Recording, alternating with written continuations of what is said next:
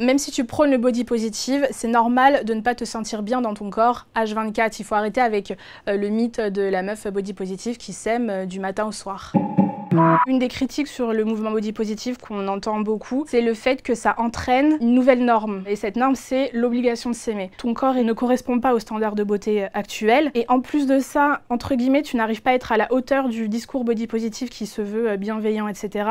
Tu dis où je suis en fait, qu'est-ce que je vaux? Et donc c'est contre-productif. Tu peux pas aimer d'un coup un trait de ton physique qu'on t'a appris à détester en fait depuis que t'es toute petite. Aujourd'hui, moi par exemple, mon complexe, c'est mon ventre.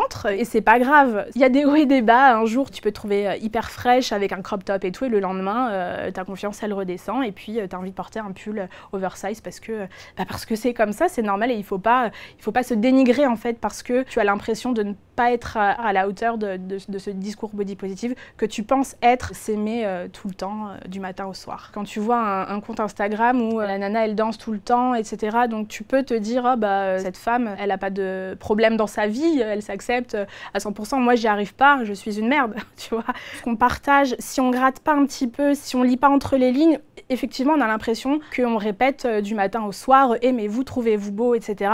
Alors que si tu te renseignes un petit peu plus sur le mouvement ou sur les comptes qui partagent ces idées-là, tu te rends compte qu'en fait c'est très nuancé. Il y a certains discours qui peuvent être interprétés comme rester nature peinture avec ses défauts entre guillemets et ne rien changer. C'est par exemple j'ai des cernes, si je mets de l'anti-cerne, je ne suis plus body positive parce que j'ai essayé de cacher un truc. C'est pas grave en fait, parce qu'au final l'important c'est de se sentir bien, de faire ce qu'on veut. Alors peut-être que c'est pas la définition du body positive de certaines personnes, mais en fait aujourd'hui le mouvement il a tellement évolué que chacun y trouve sa définition et c'est le plus important en fait. On parle de nuances et de lire entre les lignes du body positive. Ce que je veux montrer c'est que aussi au sein même du mouvement, parfois il y a certaines limites. Un des contenus qu'on voit beaucoup aussi c'est justement les ventres de femmes qui ont accouché avec leur vergiture, etc. en disant vous avez porté la vie, vous êtes des guerrières, vous êtes des femmes extraordinaires, ce qui est vrai d'ailleurs, ce qui est très bien. Mais à côté de ça, il y a des ventres qui sont à peu près identiques, qui ont les mêmes vergitures, qui ont la même peau qui tombe, etc. Mais ce sont des femmes qui ne sont jamais tombées enceintes. C'est encore un exemple pour vous montrer qu'il faut aller au-delà